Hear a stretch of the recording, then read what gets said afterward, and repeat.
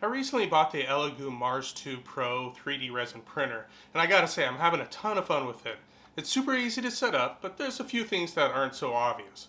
So I'm going to show you how to get up and running as fast as possible. So let's go. When you unbox your 3D printer, the lift mechanism is going to be all the way down.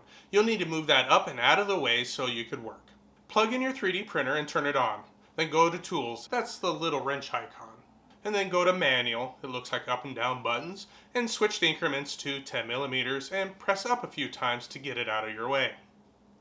You'll need to put the build plate on in a few steps, so make sure you have enough room for that. Time to remove the resin tray. Unscrew both of the hold down screws and unscrew them all the way up. You'll want to lift the tray up so that you're not sliding it against the LCD screen. The last thing you'll want to do is scratch that screen. So once you have your tray removed, there's going to be a protective film across the bottom of it. It's pretty well labeled, there's like a little red tab on it. Just go ahead and peel that away. On the LCD screen, there's also a protective film across the top, and that's pretty obvious as well, and it has a little red label, so go ahead and peel that off. What's not so obvious is that there's also a protective film across the build plate. That is not labeled very well, and it's very hard to see, so that's an easy one to miss. So make sure you peel that off as well. Now it's time to calibrate and level your build plate. Attach the build plate to the lift mechanism and tighten it down pretty good. We don't want any kind of play in this.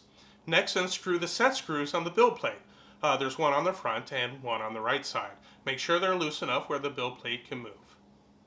Cut down a piece of printer paper or copy paper and slide it over the LCD screen.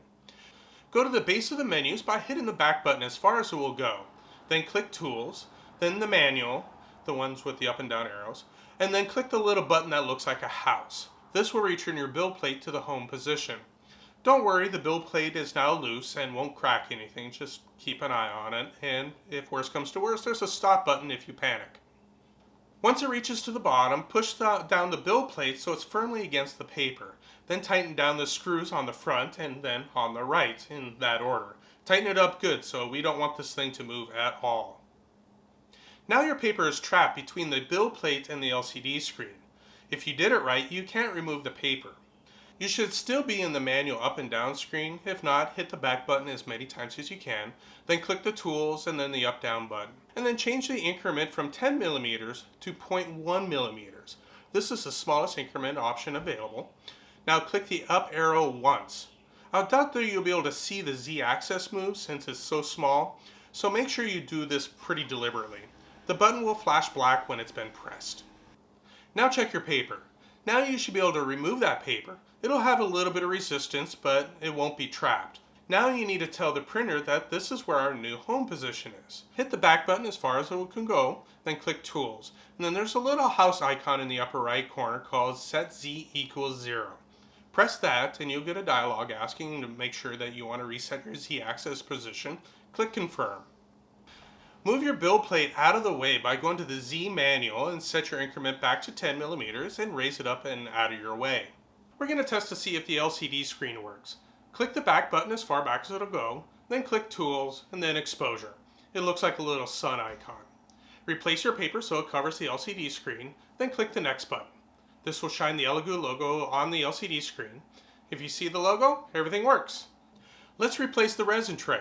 Without sliding it across the LCD screen, move it back into place. There's a little line on the base that shows you where the trough should sit. Just line it up with that and tighten down the screws. Shake up your resin well. I'm using Elegoo's water washable resin, and I'm printing in my garage, so I'm going to close the garage door. UV light cures resin, so I don't really want to risk it. Pour the resin into your tray. There's a max line at the back of the tray. It kind of goes without saying, don't fill it past the max line, but I'm going to say it anyway. There will be bubbles. Don't worry, it'll be fine. Replace the printer lid and protect the resin from dirt and UV light. Let's load up a test print that came with your machine. This is a Rook design.